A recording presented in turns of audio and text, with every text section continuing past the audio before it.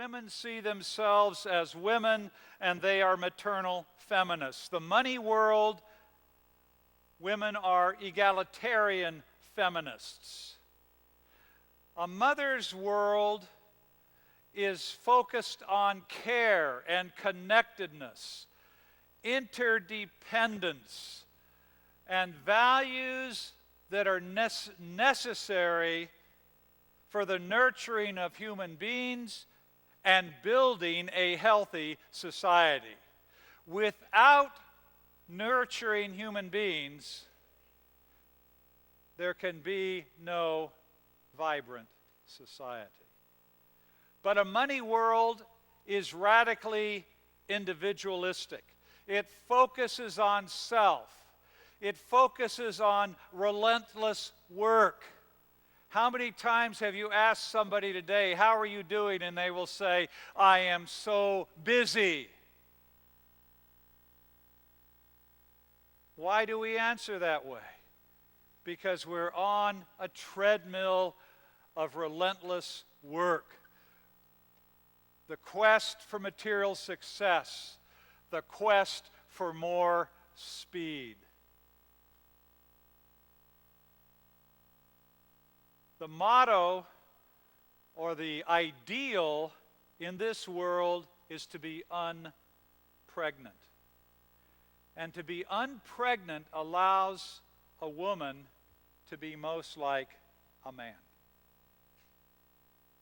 And she can be like a man, not only in terms of not being pregnant, but it allows her to establish her worth in the marketplace. If we believe there's a God and we operate within a biblical framework, where does our identity come from?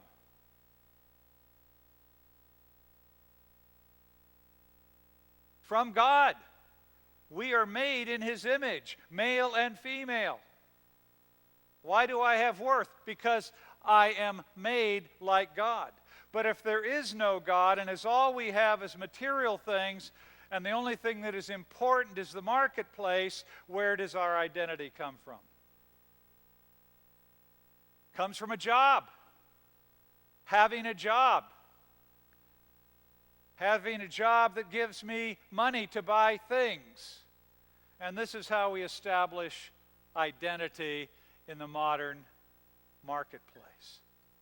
So a woman doesn't have an identity in being made in the image of God or in being female. Her identity is in how much she is making.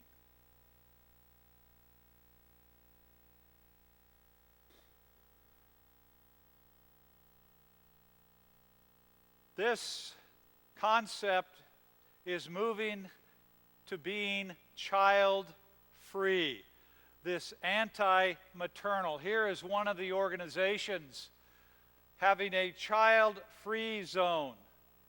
They say we consider ourselves child-free, free of the loss of personal freedom, money, time, and energy that having children requires. They call themselves child-free rather than childless, because childless makes you think that having a child is significant, and if you're childless, you are inferior. No, we are child-free because there is nothing that's missing. And this is our choice. And what is happening with this idea of the anti-maternal as it spreads around the world? It is leading to the death of cultures.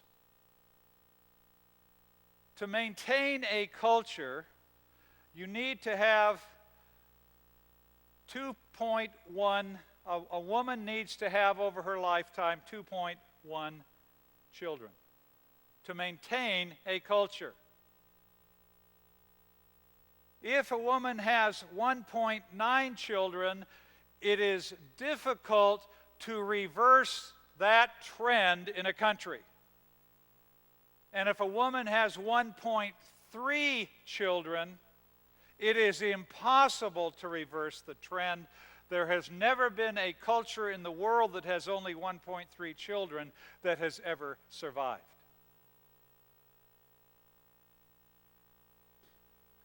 There is a demographic winter coming.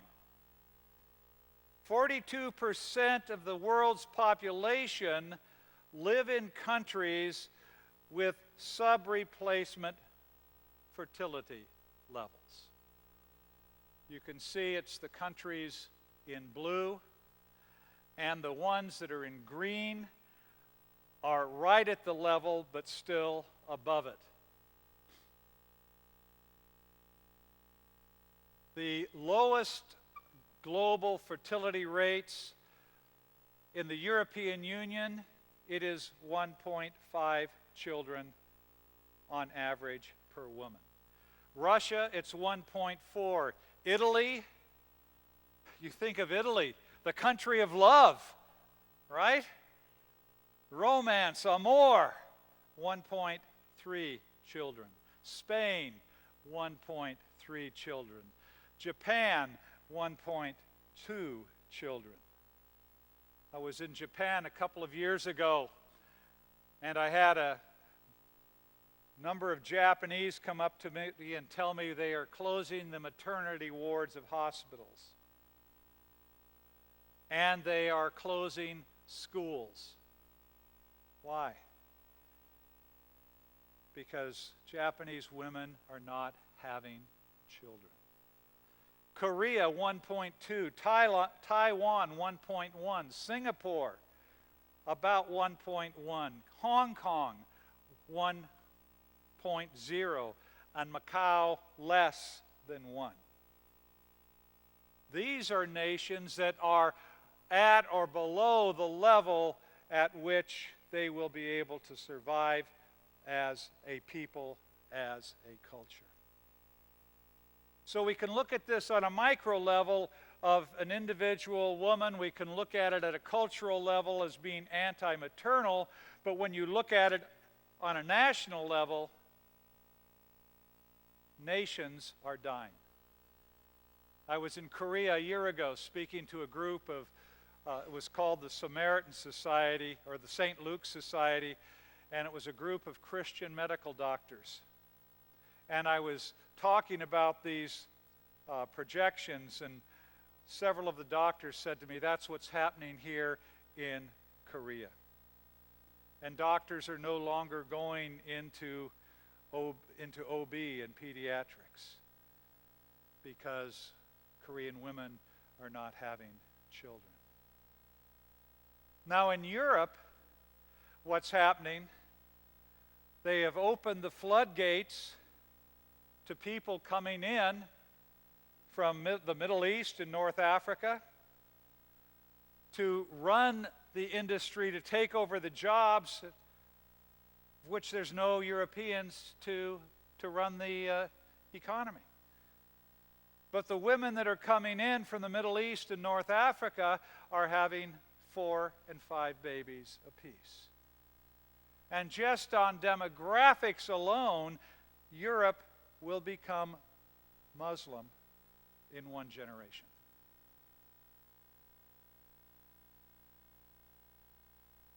We're talking about a global shift that is of incredible significance. And then you have a country like Korea or a country like Japan where there's not a massive inflow of external labor. The labor pool is just going to get smaller and smaller and smaller.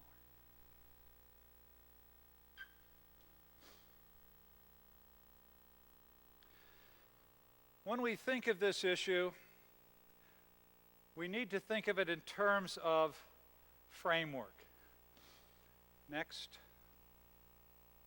There was a great debate between Plato and Aristotle. And this is a picture, a painting by Raphael, and it is the centerpiece of his painting called The School of Athens. On the left, you see Plato. On the right, you see his student, Aristotle. They had a profound debate in their lifetime between the one, the universal, and the many. Look at their right hands.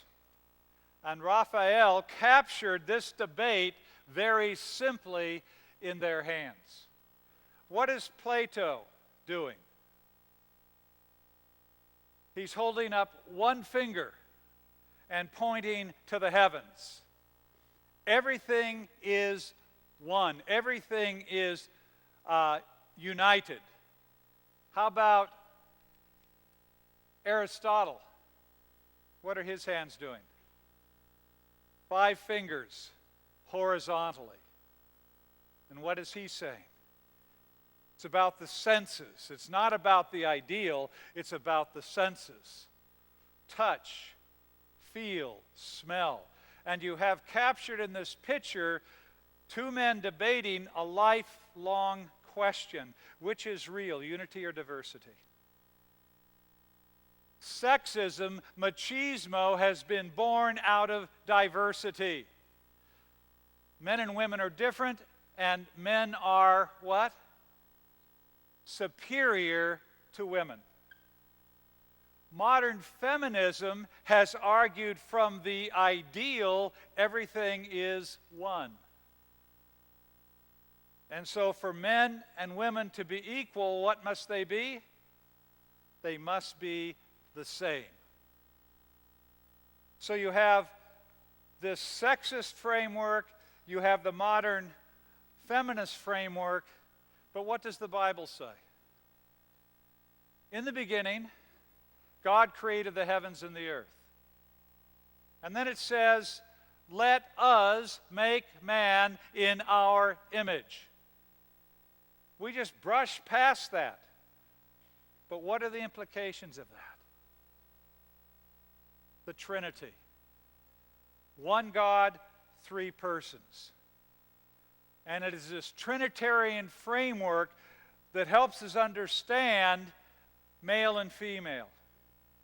Both men and women are made in the image of God, and they are different. They are male and female, and both are good, and both are required to fulfill the mandate that God has given.